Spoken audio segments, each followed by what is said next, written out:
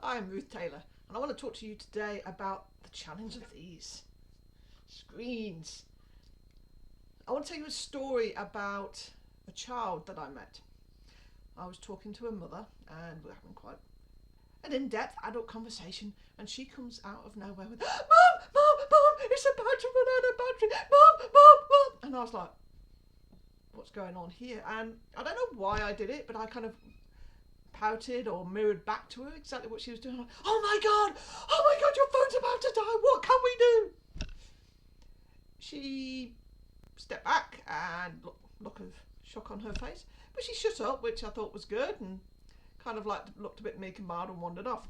But that brought to me an idea, and that's the fact that our children think that if they don't have one of these, that they could die. It generates that feeling inside them, they're getting that emotional response. And how can we help combat that? So I came up with Screen Time CPR. So the C stands for cut out the arguments. Have a conversation with your child, work out the parameters of when they're allowed to use the screen, not use the screen, what they're allowed to use it for, check out the apps that they've gone on there, check out their friends, talk to them, connect. The P stands for power off. Make a time in your day when screens are not in play. Make it so that there's an opportunity there for them to know and get into a routine of putting it to the side before they go to bed, and making sure that you yourselves as parents are also powering off your device every so often.